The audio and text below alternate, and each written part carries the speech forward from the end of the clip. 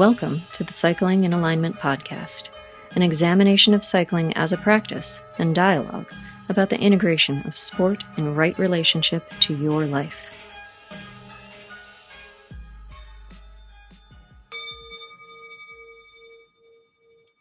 Greetings, space monkeys. Did you know that you can go to my website, colbypierce.com, and book an integrative bicycle fitting? What is an integrative bicycle fitting, you ask? And why didn't you just call it a bike fit, Pierce? Well, allow me to explain. An integrative bicycle fitting is a unique product that achieves a high level of client understanding through examination of holistic movement patterns and systems throughout the body, including muscular, fascial, visceral, neurological, lymphatic, circulatory, respiratory, and limbic systems. These are understood in the context of how the dream, goal, or objective aligns life for the client's choices and habits. The environment, psyche, and drive will result in the current expression of athletic ability. This product was created to serve riders who have not found satisfactory results from conventional fitting methods. By taking time to understand an athlete on a level with more depth, we allow space for change in trajectory, which can bring about healing. Orthodox or conventional bike fitting looks at a rider through a biomechanical lens, understanding the athlete as a system of levers that applies power to the pedals and nothing more. Ostensibly, when the relationship of these levers is optimized, the rider will perform to their potential. If a rider's challenges fall outside the scope of this model, often the problems will go unresolved. By attempting to solve all problems with only biomechanical tools, we are limiting the choices we have to bring the athlete to a higher state of health. We must expand our toolbox and widen the scope of our methods in order to serve the client more completely. Cycling is a battleground which will test you on every level if you go far enough. It will break you down to your nucleus and give you the opportunity to build yourself back up again. It can provide the landscape for your own hero's journey. The integrative bicycle fitting is designed to assist you in this process. A session will take about 6.5 hours and have 4 phases. Phase 1 is observation. We meet at the Fit Studio and go for a ride of about an hour. During this ride, I will take video footage of you in the real world. Then we will return to the shop for a comprehensive holistic movement assessment and more video taken indoors. Phase 2 is discussion, education, and mapping. In this phase, we discuss what we learned from our video footage, and I educate you about your current movement patterns. Then we decide the course of action and discuss recommendations. In the third phase, known as change, we take initial bicycle measurements and we begin to make changes in the contact points of the bike. We also do an off-the-bike movement review, instruction of essential movement practices, cycling technique, and posture on the bike. The final phase, integration, involves the completion of the fit process in which I take final bicycle measurements and we have closing discussion.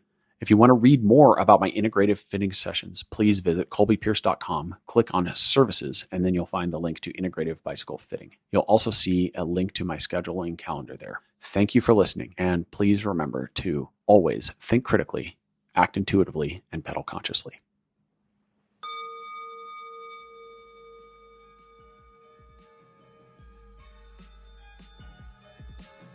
Michael Obrien. Welcome to the Cycling in Alignment podcast. Thank you for joining me. Thanks for making time. Well, good to see you, Colby. Thanks for having me. So this is going to be fun. Yeah, we're going to have a good conversation. So yes, 2 cyclists talking about life and other things. It'll be amazing. Yeah. So, Michael, let's begin our conversation today by telling the audience a bit about yourself. You've had some non-trivial life experiences, as most of us have. Tell me the story. Tell us the story. Yeah, I think we all have had some non-trivial life experiences. I think that's what makes us human. It's part of our human experience, right? To go through stuff. Growing up, though, I was like pretty middle class, just grew up in upstate New York. I found the bicycle.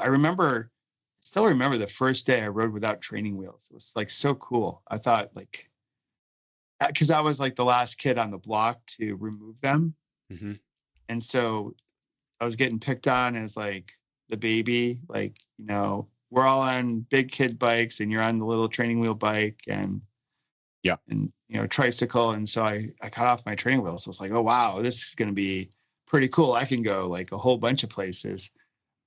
I thought I would be going away for miles. Eventually I did, but really it was just down the block to my best friend's house. So, right. But I grew up in Rochester, found cycling, got into it, had a little bit of a love affair with running, did a couple of marathons. And then my non-trivial experience, I was out in New Mexico for a corporate offsite meeting. And I brought my bike out there to train for the local crit. And I had this perfect loop, 2-mile loop.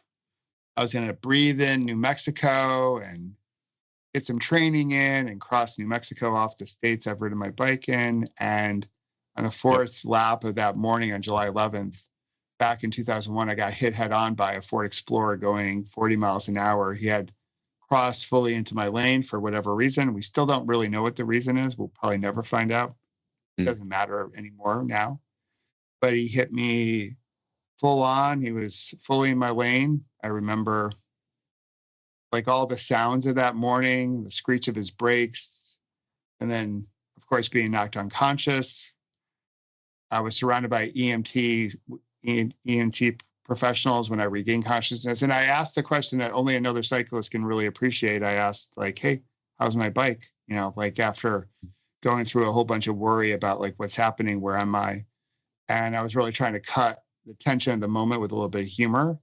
And so there I was in the middle of nowhere, New Mexico, north of Albuquerque, south of Santa Fe, fighting for my life. And I really didn't think that was part of my script. You know, I thought I knew these things happen. We know this as cyclists, that it's a dangerous sport we participate in.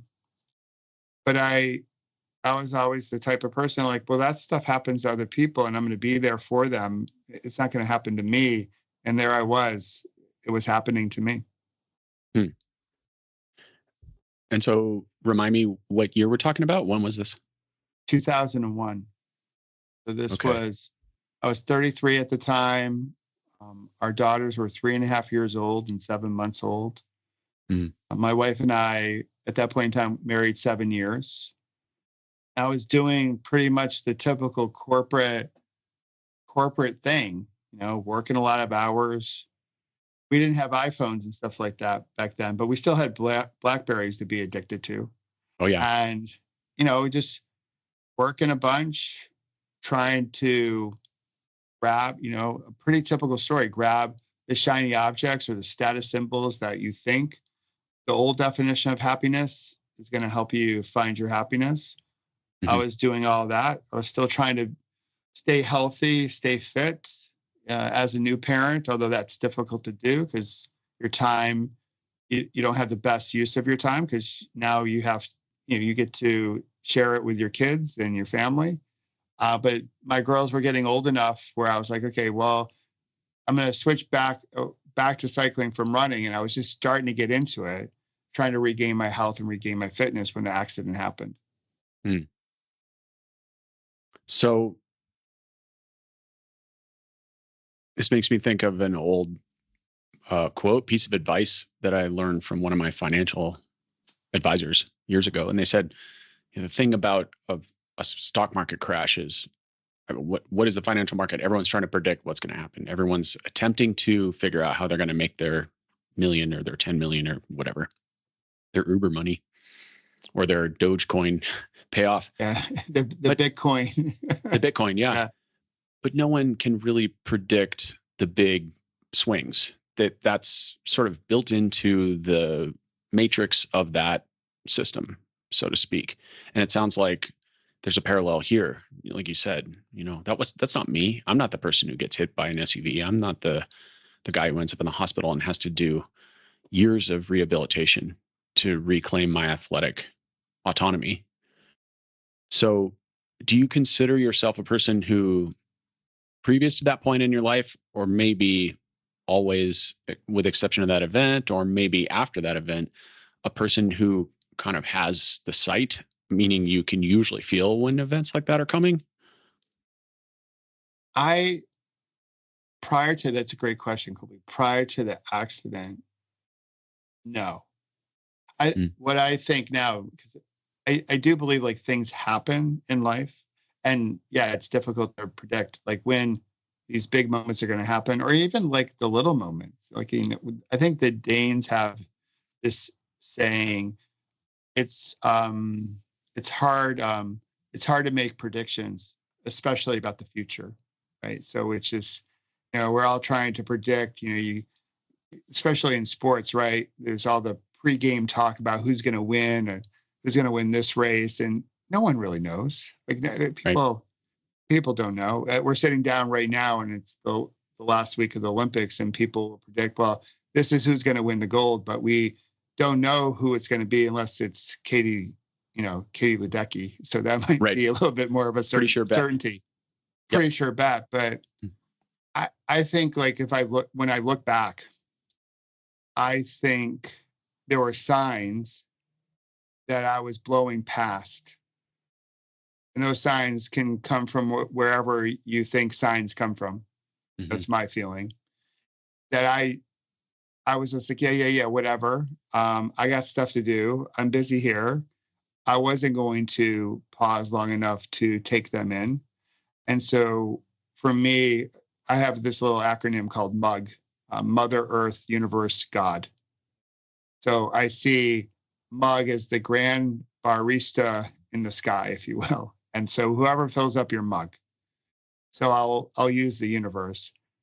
So I think the universe was trying to tell me, hey, Michael, we've given you a couple hints along the way, and you really have ignored us. So we're going to give you like one big one that's going to stop you in your tracks so you can, hey, figure it out. So, and certainly they gave me the ultimate pause or the ultimate stop where I was like, medevac to the only trauma one center in the state of New Mexico, massive surgery to save my life and to save both legs. And then, as you mentioned, a whole bunch of time in the hospital and a whole bunch of years of rehab that I still sort of currently do as a way to say, hey, we're going to like Control Alt Delete you, reboot you, and give you another crack at this. And I'm like, okay. So I think a lot of the little signs appear in most people's lives, but we're going so fast, we don't see them.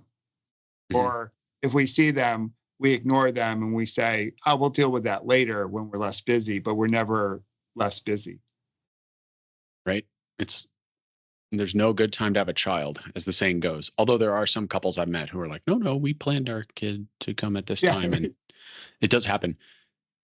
But when we're talking about a reset of that scale, it makes me think of some of my friends who lost their homes in the Marshall fires here in Colorado. Sure. Yeah. And just within seconds, it went from a windstorm to a raging fire. I don't know if you saw some of the videos of the fire spreading across fields. It was just insane. That was insane. You're like, you like current day, you almost think like AI generated it. Yeah. And we're thinking, how does this happen in 2024? I don't know. I kind of feel there's a part of me that thinks we should be having flying cars already. So it's like we have the modern world, but at the same time, George Jetson, right? Yeah. But at the same time, you and I can go for a ride this afternoon and both get flat tires. It's like, all right. So little column A, little column B, super high tech, supercomputer in my pocket. And I just got 3 flat tires and had to walk for a mile before I could get into cell range and call an Uber. So there's all that to balance it out. Yeah.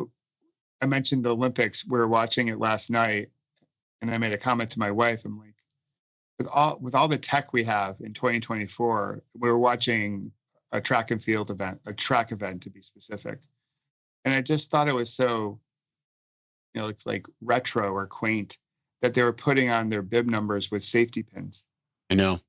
And we do it too in cycling. It's just like we've advanced like our tech in so many ways, but we still need 4 safety pins. And why do they need their bib number for the 100-meter, race to be so huge? Because they're in lanes and we know which lane they're in. It's just, for me, it was a funny moment, because it was like all this technology that's streaming all this coverage into our homes and onto our devices. And you need those 4 little safety pins. Yeah. And that giant number for those women doing a team sprint. Like, we know who's on the track right now. We know what your name is. It's very odd. Yeah. I agree. There's some bizarre bottlenecks in our progress in technology. And it's something I kind of talk about quite a bit on my pod, is the unintended consequences of all this technology, right? Yes. email management being one of the prime ones. But how much time do we spend on that a day, right? Right. And we're all have to be email pros, and management of messages. It's just comes with the territory. So that brings us into one of your projects that you've created, probably as a result of this stock market control alt delete reset or command option escape. Is that a force quit? So someone else came to your keyboard. That might be. I don't know. I get confused. Yeah. I have to Google. I have to actually Google it each and every time on my Mac, because I know Control Alt Delete because I worked so long on PCs, and I've worked so long on Macs, but I still have to Google the Mac version of that. So isn't that funny? Yeah. Yeah, it's really crazy. Welded in. So it reminds me of us like not actually knowing the digits in a phone number, but knowing the pattern we had to hit on the phone or the keypad, right? But yeah. Now I don't know. Younger generation, they won't get I have no idea. Like my daughters, I have no idea what their phone number is. And so when I have to ask them, they're like, Dad, you don't know it? I go, no, I'm like, you're just in my phone. I just tell someone to call you. So it's really crazy. Dependence. We all become dependent. So what I've heard you speak on another interview about reframing your accident when you got hit by that SUV and looking at it less from assigning value, right? This was a bad thing. This was a good thing. And I think of this as Disney paradigm. This is how I conceive of this mentality. I think a lot of adults carry Disney paradigm into their adult lives. So to explain that idea, you can sit a 6-year-old kid down and show them a Disney movie, and within 2 minutes, they'll know the polarities of every character in the movie. Everyone's either good or bad. And then there's the one goofy character who's usually on the bad side, but can sometimes be on the good side, like the chicken in Moana. The chicken lives, right? There's always a goofy character that makes us laugh. But the point is, there's these polarities. And I think children learn to identify with those archetypes of bad guy, good guy. And those are valuable. That's ultimately some form of polarity that we see in the universe in everyday life, yin and yang. But they begin to assign value to it. Like, okay, if we consider the concepts of yin and yang as yin is regenerative, right? It's the dark side of the mountain. It's collecting energy. It's energy generation, energy multiplication, an essential aspect of life. Is it good? Well, no, not when you think of it in those terms. It's not really a good or bad, right? Like, I mean, yeah, I want a good night's sleep, but I also want a good yang experience in my day. That means I'm productive, I'm dividing, I'm making, I'm doing, I'm cleaving, cutting, applying the intellect, right? Accomplishing, moving forward, hunting, whatever I'm doing, riding my bike up a mountain. Those are good yang experiences. So neither of those I could say are good and bad, but when we enculturate them to kind of go, I think it was Terence McKenna who used to beat up on culture so much, right? He was basically, one of his perspectives is that culture just like ruins everyone's minds. So when we enculturate good and bad, yin and yang, those polarities, and we decide that one is bad and one is good, and usually in our archetype, Darth Vader, Dark Father is the bad. And then we carry that forward into our life. You have an experience like you did, or another, a larger societal parallel we could bring into the conversation, kind of a dirty word maybe in some people's vocabulary, but COVID. Like, was COVID good or bad? Well, it depends on who you ask. But I would say when we reframe, we could see both characteristics that were filled with challenge and filled with growth, filled with chaos and filled with order. So I'd love to hear your thoughts on your experience of getting hit by that SUV, and maybe what your perspective is on what catalyzed. Yeah, such a great question, Colby. And when you mentioned like the silly characters in a Disney film or a Pixar film, the first thing I thought of was Olaf from Frozen, the snowman. I'm not sure if you've seen that, but like, he's just goofy, and for him, we consider him a good goofy. But at your point, I think like COVID is a really good example. Like, was that bad or good? And it depends on where you sit, where you stand.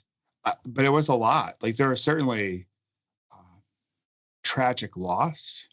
I don't think we really have like fully grieved losing 1 million plus patients, and COVID's still with us, and people are still passing away as a result of it. We just don't hear about it in the news like we did, and certainly not the numbers, right? Not the magnitude. I'm pretty sure I had it about 3 weeks ago. Yeah, still with us. Yeah, yeah. So I have a few people I know that have had bouts of it. Just so, yeah, again, 3-4 weeks ago, it started going around again. Yep. I think there was a lot of good that came out of it, because I think what it did, you mentioned the fires, around climate. I think it was a demonstration of like what could happen if we change our behavior, and how does Mother Nature respond to that? So like within a few weeks of like really the whole world shutting down, there was a lot of like new growth and cleaner air. And that's not to say that we're as a planet, we're all going to shut down. But if we took steps to change our behavior, Mother Earth, Mother Nature can respond in a positive way. And it may not take dramatic things to make that happen. So like when I look at my accident, the initial thought was like, well, this is bad. This is horrible. I'm generally an optimistic guy, a hopeful guy before my accident. And I would try to put on a brave face, protective armor for those around me. Like, oh, this is good. This is where, I remember, this is a little warped, but I think cyclists can really imagine it. I was like in my hospital bed and I was like, yeah, I think I've lost a few pounds. I'm going to be able to climb better. Like that attitude is like disturbing, I would say, like with the condition I was in, but that was an honest thing that I did. But I had a moment when I was back in New Jersey. They flew me back eventually, and a mentor shared with me, he said, hey, listen, everything in life is neutral until you put meaning until you label it, until you put value. And at first, Colby, I was like, is this like, are you doing Yoda on me? Like, is this a Yoda thing? And I was in no mood. I was still like all bandaged up. I was still like, I couldn't move. I was still in the wheelchair. I wasn't really, it was one of those questions that came, or like those statements that people give you that's like a little too soon. Like, it's just like, if you waited a beat or two longer, it would have been probably a better question, like 3 weeks down the road. But he said it when he said it. And I accept it. And I sat with it and I was like, okay, you know what? It is neutral, and I can create the story around it. And there was certainly a lot of things that we would label as bad. Like that one brief moment where the truck hit me has left me with chronic health things that I will deal with for the rest of my life. Even though people see me back racing my bike and riding my bike across the country and look at me and say, well, based on my Strava feed, you look pretty normal. You're back. But what they don't realize is like the things behind the scenes that we all deal with that no one sees. And I have those because of that accident. And at the same time, as horrific as that accident was and how it almost took my life, and it changed my family, but it could have changed my family in much more significant ways. So much good came from it. Like I met so many amazing people. It shifted my perspective on life and like how important some qualities that I wasn't like, I knew about intellectually, but I wasn't really living them, how they're now part of my life. And, it's given me a chance to put a different type of what I would say a ripple into the world, and trying to help people with a way of mindfully living and like showing up differently. And, in sports, we train the body so significantly, but we don't really work with the athlete holistically, especially around mindset and mental health and just the whole package, because it takes the whole package in order to perform. And those lessons in sport can be applied to the corporate world or the business world or just communities. So like, I'm not doing what I'm doing today without the accident. Like, and I think what I'm doing today is trying to put some goodness into the world. So yeah, so that moment, that day, and sort of getting to the fact why I decided to label that day my last bad day. And a lot of people are like, last bad day. It's like, oh, is that like the toxic positivity stuff? And I'm like, no, it's not about that. Right.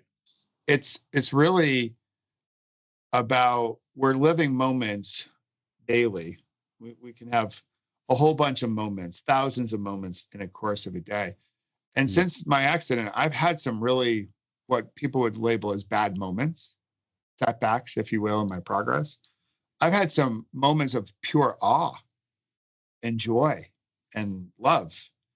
And if I can get to the end of the day and experience all these different moments, Rumi, the poet, has a poem called The Guest House. Mm-hmm. And he says, like, this thing called life is like a guest house, like a new visitor every morning. And so we're going to get a whole bunch of things coming our way in life, like a guest house, like an Airbnb or a Verbo. And some of them are going to be really great guests, and some of them are not going to be so pleasant. But we open the door and we welcome them all laughing. And if I can do that in life, and I can get to the end of the day and I still have people in my life who love me and I love them back, then there's no way I can call the full day. I can't put value on the full day as a bad day. Like, I still have love in my life. And so that's why I labeled the day my last bad day, is to recognize, and a lot of this is around gratitude, the love I have in my life. Because if I have love in my life, then if we make it through the night, then we have something there to build hopefully a better tomorrow with. Mm-hmm. That's very interesting. It reminds me of one of Paul Chek's teachings. For those of you who've listened to my pod for a while, you'll know I've studied quite a bit with Paul, and I recently signed up for his new offering, the Spirit Gym, which has been impressively deep, given that I've already studied with him for about 6 years.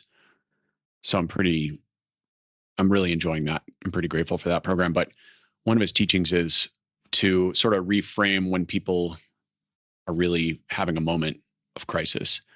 He says, look, you can just sit down and ask yourself, do I have a roof over my head? Do I have something to eat in my kitchen? Do I have people who love me?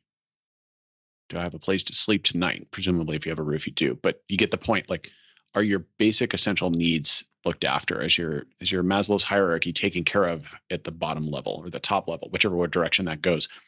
And if the answer is yes to that, if you could at least accept the idea that someone can love you or loves you, and you can accept the idea that you can even love yourself, even if that's just basic self-care, which is a non-trivial action in my experience, then when you kind of assemble that tally of all those things on that checklist, you can take a breath and say, okay, no matter what else is going on, I'm okay right now. And that can be a good, really essential exercise for people who find themselves in that real sense of struggle, potentially. So I think that's sort of an extension of what you were saying, really, which is about love. And if we have people who love us, then that is comforting. Of course, we have to honestly assess that and not let the ego object and, get in the way and, well, my wife doesn't really love that I snore, or, whatever, or that I leave the cap off the toothpaste no matter how many times she tells me to, or whatever, all the normal relationship list of things. Ours in our house is, one of ours is our dishwasher. My wife, for whatever reason, she likes the forks to go with the forks and the knives to go with the knives. And I'm a typical guy. I'm like, throw it all in. It's a little thing, right? But over the years, now I start to put the forks with the forks, just not because I care, but because she does. So when we're thinking more about loving ourselves, I think there's a real nuance there that's super important. And I've had this conversation with many of my clients. I think it's an age where people really beat up on themselves. They really have this negative self-talk, this internal critic. And I used to have this. It wasn't so much a literal voice. I think some people have an actual voice in their head that tells them, you're a piece of shit, or you're not good enough, or you should quit this race, or she's hotter than you are, or he's got more muscles than you do, or a nicer bike, or whatever is going on in your internal rhetoric. Or my legs are heavy today, or I haven't trained enough for this race. I'm probably going to get shelled. All those potential negative wormholes that we spin out on. And for me, when I realize a client is having that experience, it's like, okay, we got to take out the trash and we have to retrain the mind to come into a better place. And this is where meditation comes in. I think it's an essential tool in this practice. But one practice I've offered some of my clients that I think has been enormously helpful and also quite a challenge for them to embrace at times is the grandfather practice. Are you familiar with this idea? No. Now I'm intrigued. Okay, cool. So this is a very simple practice. It's very powerful, and it can be incredibly hard for people to do. There's different flavors and variations, but this is kind of how I work with it myself and offer it to my clients. So I get up most mornings and I use the restroom, and then I take a cold shower. And that just helps me come into my body, be present, have that experience of leaving the dream world and coming into the physical plane, really occupying my body by that intense sensation, right? And this is something that was taught to me by a guy I worked with. His name is Michael Holt. And I met him, I met him in the holistic lifestyle coaching series at the Czech Academy years ago. And he's been a meditation teacher for a long time. Super smart guy. And so I took a class with him, and he brought this to me, and I had a lot of resistance. I'd worked with cold for many years on my own, but he was like, no, you got to do a cold shower first thing in the morning. And I was like, ooh, I don't really like that idea. Who wants to get up and get in a cold shower? But now I love it. I look forward to it. It's like my start. You get out of that shower and you just feel like you've already had your first cup of coffee, but not in a jittery, adrenal, smoke your adrenals kind of way, more like a let's do this kind of way. So take my cold shower, buck naked, look in the mirror, 6 to 12 inches away from the mirror. You look yourself dead in the eyes. Mirrors are powerful objects. Task is to imagine yourself as in the future. So I imagine Colby as an all-knowing, wise old owl, when I'm 99 years old or whatever. And I think about all the life experiences I'll have had. Now I'm 52, so we're talking, I'm halfway there, roughly, plus or minus. But I'll have another 50 years of life experience in this thought experiment, right? It's not about whether I'll live to be 100 or not. It's a thought experiment. It's a practice. And so I imagine this all-wise Colby grandpa having another 50 years, another 5 decades of life experiences. And I think about myself when I was 10 years old and 15 years old and 20 years old. And I just recall sort of the perspective that I had on my life then, and maybe some brief experiences, right? This isn't a lengthy practice. It can happen in a couple minutes. So you're just sort of touching base with those moments every decade. You come to now, and then you go forward. And then you simply imagine yourself as being that 100-year-old wise Colby grandpa or Michael grandpa. And you then say, or you ask the question, what would my 100-year-old Michael self say to me when I was 19?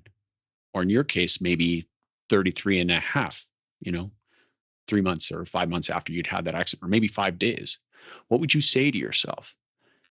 And when I ask my clients this, normally the first thing that comes out of their mouth is normally some variation of, don't sweat the small stuff. Like, it seems really stressful right now, but it's all going to smooth out over the long run. So just take a breath and just dial it back a little bit. Try to enjoy the ride a little and understand it's going to work out.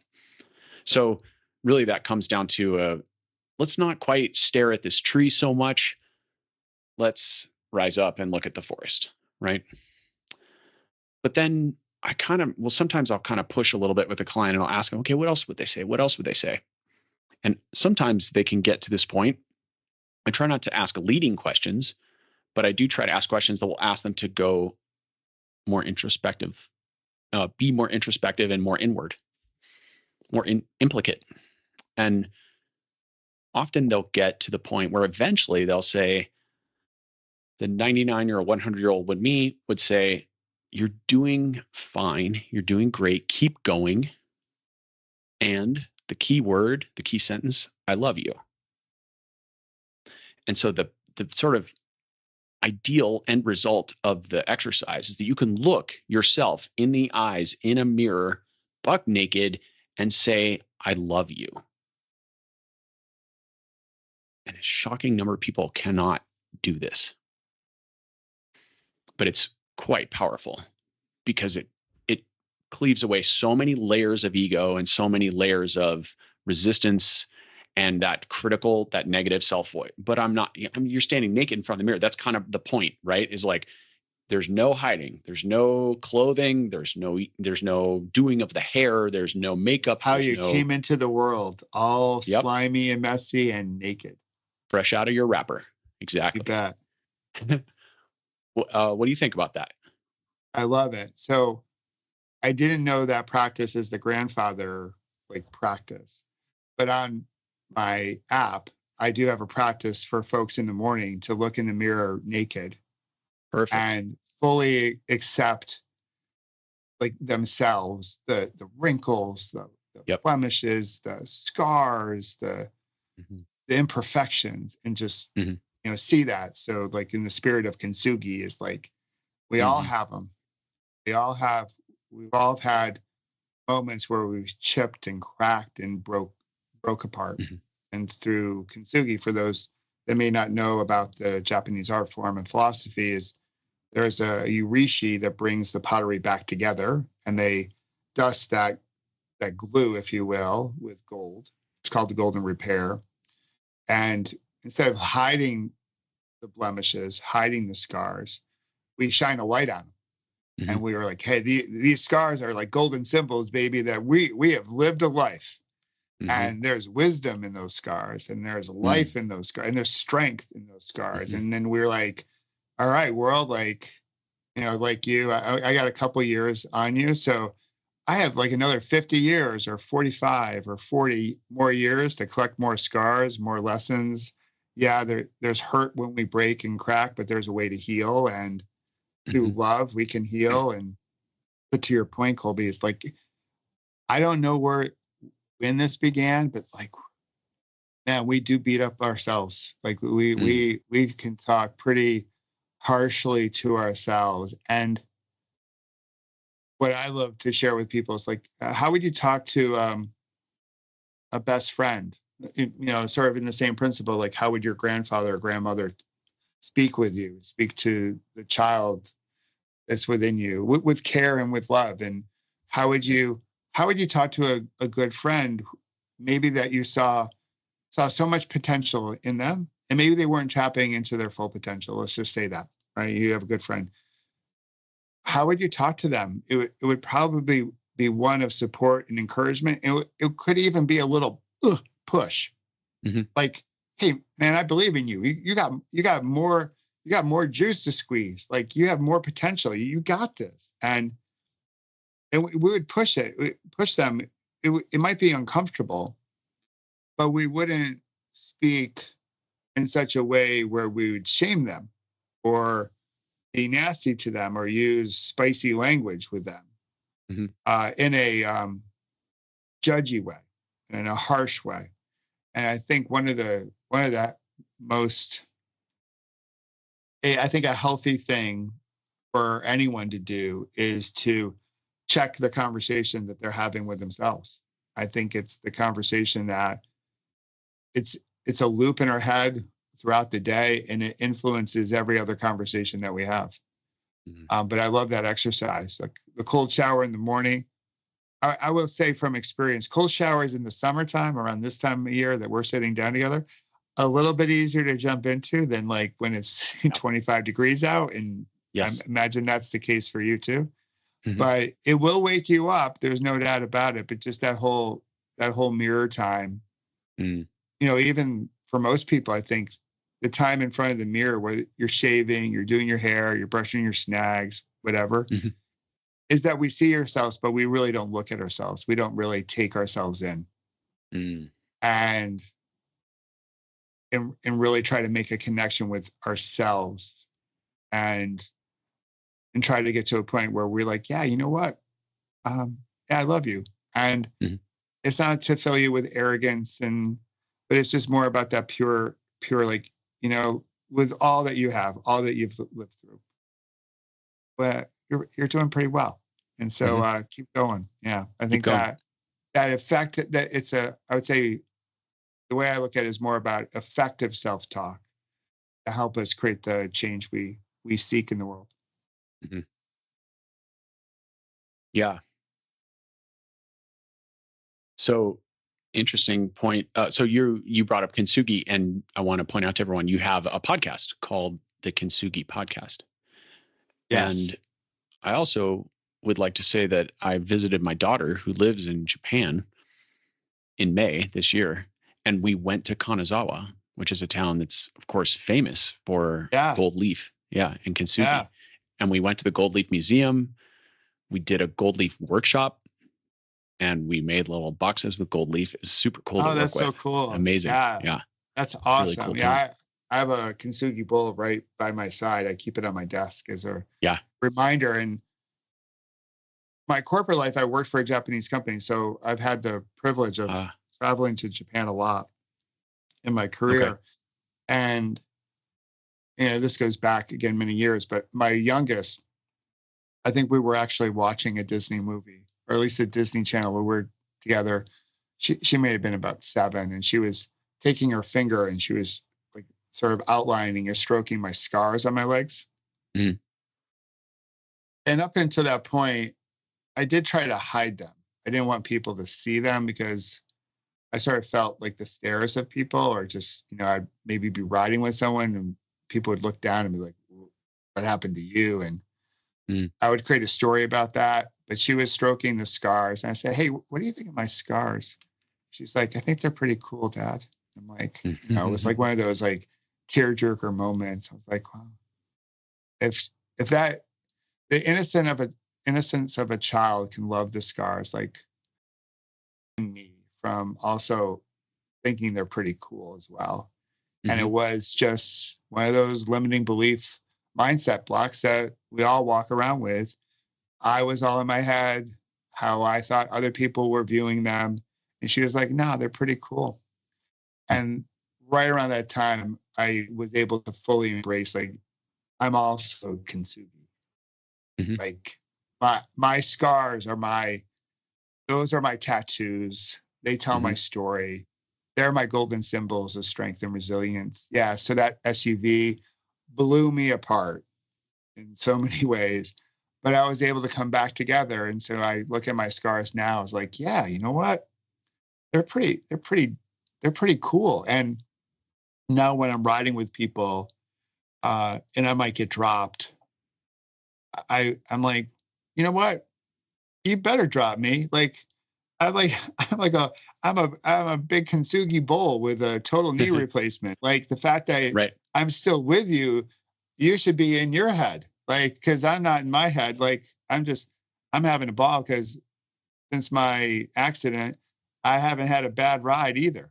Because any day I get to ride my bike that's a pretty good day. Even if I get 4 flats and a broken chain, I still get out there. And again, it's all about how we place value on it. So I'm still riding my bike, and that's a good day in my book. I mean, that's the perfect apex of this entire discussion, is the perspective around that accident, because you had at least one doctor tell you you'll never ride a bike again after you got hit, right? A whole bunch of doctors. They're like, basically they were trying to manage my expectations, Colby. They were like, give up on this pipe dream that you're going to get back on the bike. Like, I remember I had signed up. I signed up for the local crit, which was the week after my accident. I also signed up for a 3-day stage race in Frederick, Maryland. So here I am in my hospital bed in traction. And I tell my wife, I think I can make it to Frederick. She's like, we have to check him for a traumatic brain injury. Like, he's talking crazy talk. And it was crazy talk, but so many people are like, you're never going to ride again. You're going to probably walk with difficulty, like a giddy up in your step or a hitch in your step. And when I got to the point in my recovery, now this is like years in, and I went to people and said, I think I'm going to ride my bike across the country. And they're like, no, like, you can't do that. Like, like I had one of my good friends, after I got done with it, he sent me a text. He goes, I totally doubted you. Like, and you proved me wrong. And I'm like, I didn't prove you wrong. I just proved that I can do it. That I wasn't setting out to prove anyone wrong. I was just, I set out to do that, to share the country with people and to like take it all in and sort of share with myself like what I could do, what's possible when you have the right people around you and you have the right type of attitude and obviously the right type of training. So yeah, so most doctors were like, you're never going to ride again. And now when they see me riding, like when I told my orthopedic surgeon who did my total knee replacement that I was doing Unbound XL, he was like, you're nuts. I go, yeah. I go, in the most amazing way, I'm nuts. Yeah. He's like, all right, I'll do it. And so, so that's, I use the anniversary of my accident to try to do big things, to celebrate life, but also to share with at least some people that we can take our worst moment and we can find a way to heal and get back up and keep pedaling and reframe how we look at that experience and do something pretty amazing. And that's what I try to do, even though, like, as I mentioned already, over the last 2 decades, I've had my moments where I've wanted to give up and it hurt like so much. And I had my little pity parties and I was pissed off at the world. And I've had those, but those moments don't last forever, like any moment. And through my mindfulness practice, I've learned to bring down the heat or the intensity of those moments so they don't spike too high and they don't last too long. Any longer than they need to. Like it's not denying the feelings, because I've had the feelings. Right. But there's a softness to it. So it doesn't get so high. And then it doesn't we don't have to give more fuel to it, where it turns like a bad moment turns into a bad day. And certainly it's not literal, because like I lost my mom during the pandemic. That's more than a moment. Like there's a grieving process that I may never get totally done with the grieving process. You lose a parent or you lose a child or you lose a partner. It's not just done in a moment or done in a day. And so, but I can look at, the passing of my mom and I can feel sad, but I also can feel a whole bunch of joy of how she shaped me, and her DNA is in my DNA. And so it's all of it. And which is, part of our conversation here. It's like experiencing all of life. Mm-hmm. So thinking about Kintsugi and our conversation around events and assigning value to them, what I love about Kintsugi is an analogy. Say, Japan's an amazing culture because there's so many aspects of that culture that reflects their experience of life. I talked about this in my pod where I was walking through the forest in Japan not too long ago. But, when we think about gold is subjectively, we might say beautiful. I mean, there are a lot of beautiful things in nature. There's gold and there's flowers and mountains and rivers and all the things. Gold in particular, so highly valued. Well, it's a monoatomic metal. It's a sovereign metal, right? So it's a bit unique in all of the elements of Earth. And we extract it from Earth or take it out, however we do it, in our various different means. And we apply this gold to the cracks in our broken piece of pottery, our broken bowl, or a broken water pitcher. And so it's a perfect analogy for, we have this vessel, we drop it on the ground, it's an accident, there's a fracture, we glue it back together and apply gold over the cracks to strengthen the reunited object, but also to highlight the fractures that were there. And so it's the kind of metaphorical and also literal interpretation of there's medicine in every illness. There's medicine in every fracture. There's medicine in every challenge, right? And like a good friend of mine said a similar thing about COVID. He was like, COVID was an accelerant.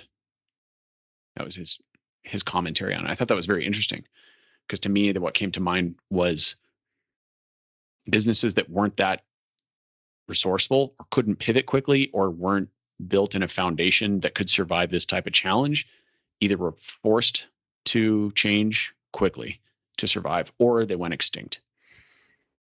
People whose health wasn't in a certain way, we'll say, capable of handling that type of load, they either had severe challenge or they died.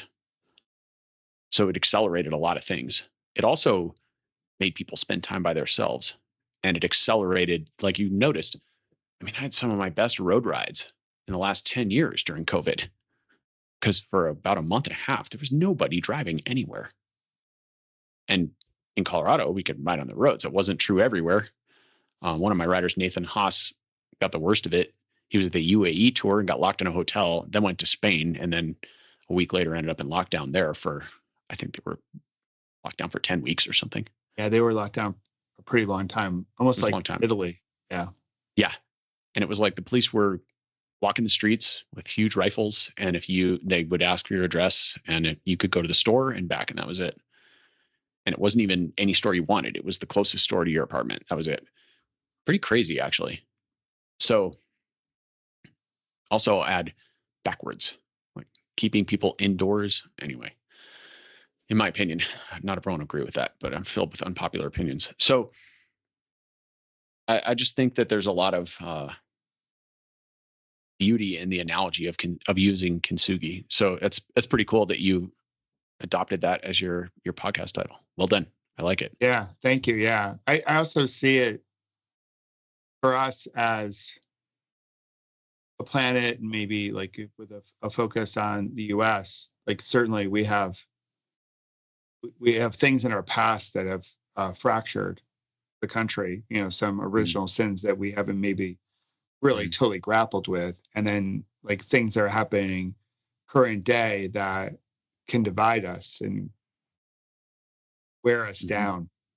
That we can find, this is where I'm really hopeful and optimistic. We can use Kintsugi as a motivator to say, but we can find a way to come together. Like when I rode across the country, I rode through many states in many areas of those states that were like, you know, pretty different from my existence here growing up out of like in New York. And like I went to school in Virginia and then went to DC, and then I live now in New Jersey right outside of New York City. So I've had a pretty East Coast I-95 kind of life.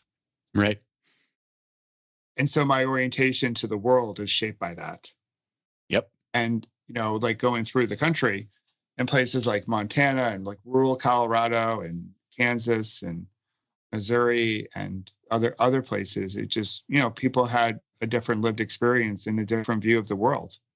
But at the end of the day, there's still like, I think people are still good, and we can find a way to heal. We can find a way to like come together. We might differ on how we get there, but I think we can find a way to be more civil to one another.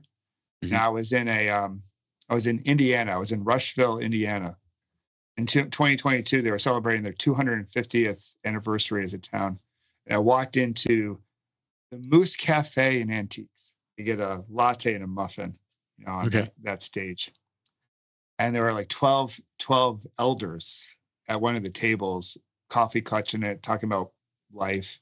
And so I walk in my kit, my whole thing, and they're like, "Hey, biker, come over here. We got some questions for you." And so they start peppering me with questions about like, what am I doing? Why am I in Rushville? Where am I going? What's this all about? And we had this wonderful conversation about just connection. And, you know, I talked to them about their town and like why we're riding through the town. And I was like, hey, do you know, like, this town's celebrating 250 years. That's something to write home about. That's pretty cool. And when I left, in their way, I'm not necessarily the most like religious person from an institution perspective, but all 12 of them, and the rest of the cafe was also now eavesdropping on the conversation, because that was like the biggest thing that walked into the Moose Cafe that day. And they all were like, hey, bless you. Like, they all offered me like, hey, bless you, safe travels, may God bless you. And again, I'm not religious in that sense. But it was their way of like, hey, you know what? For that moment, for those 15 minutes, we didn't talk about politics. We didn't talk about like this, that, or other things, but we just sort of connected as humans and saw each other. And I think if we can have more of that, that's a start. It's not going to be the be all end all. It's not going to solve all of our world problems, but I do believe that with the right effort, we can find a way to heal and come back together like Kintsugi. We're on a quest to form a more perfect union. So in that, there are flaws and there's imperfections, and we work with those. Attention, Space Monkeys. You have reached the end of the first part of our episode. This was a long recording, so we opted to split it into 2 parts. You've completed part 1. Please enjoy part 2 next week. Thanks for listening.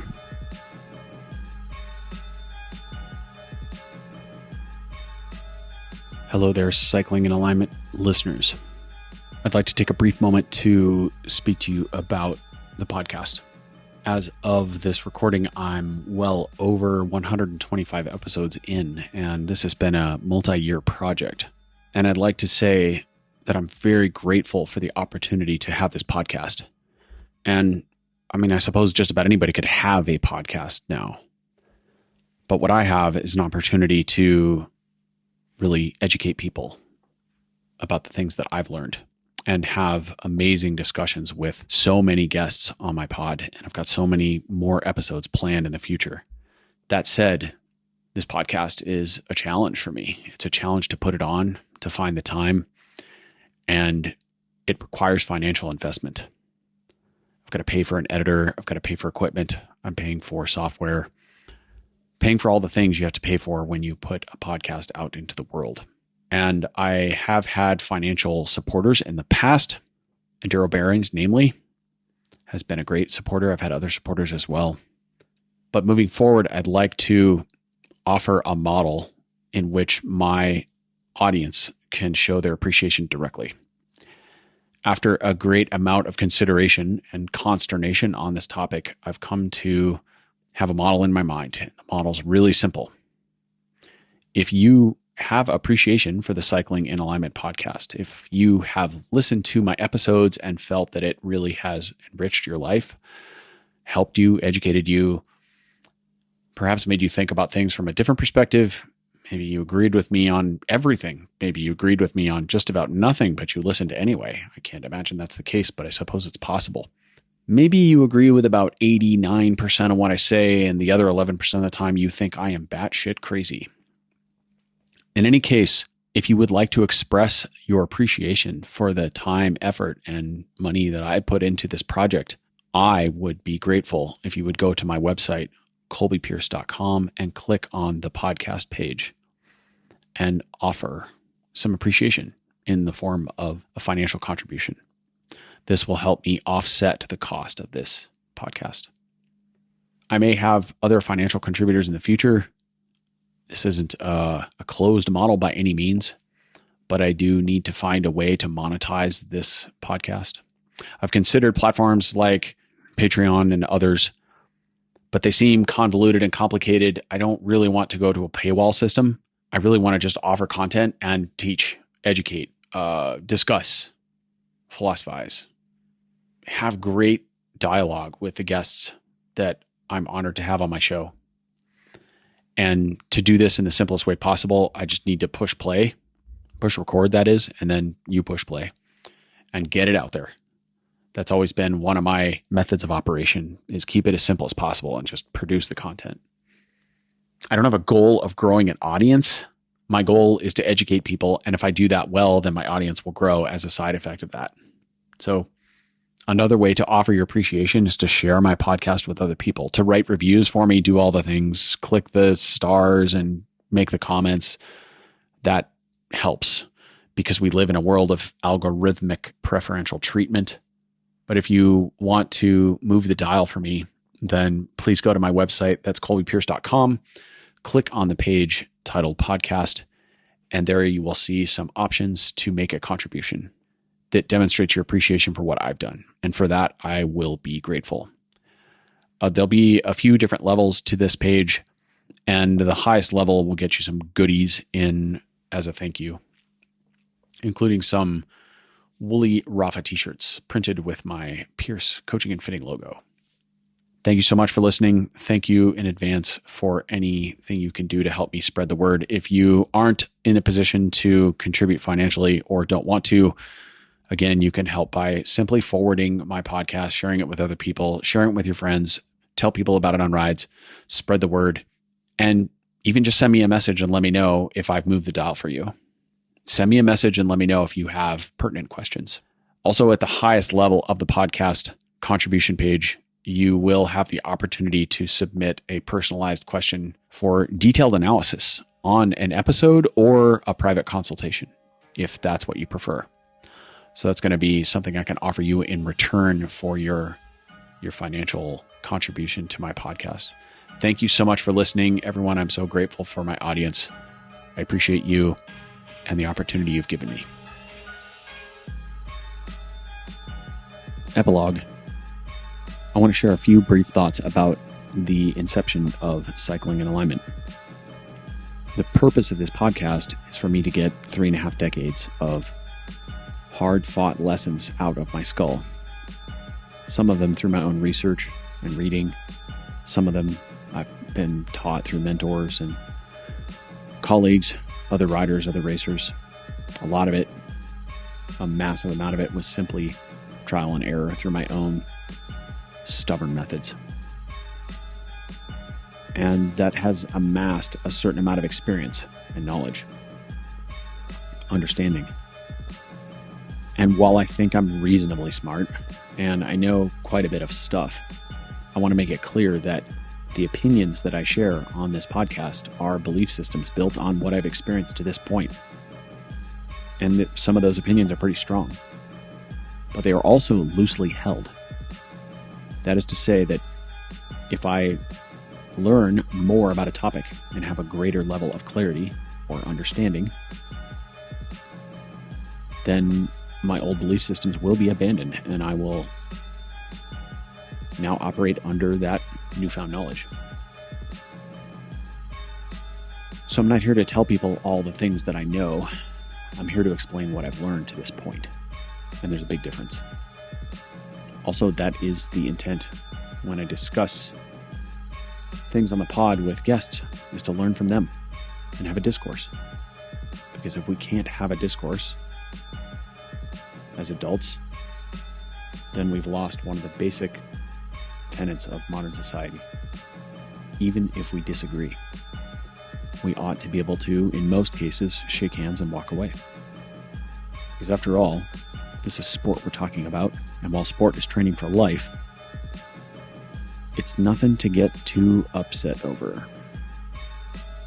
The purpose of the podcast is to help me help other people, and specifically to help them actualize their highest potential by illuminating a path that enables alignment with their truth, their intent, and their coherence. That's really the end goal. So I'm grateful for your listening. My intent is also not, to be clear, to gain an audience or become popular or gain social status in any way. I don't care about that stuff. That said, if you feel an episode that you have heard will help someone you know, please share it with them. That helps us reach the end goal, which is to help more people. Thank you for listening. I'm grateful for your time and attention. Blessings.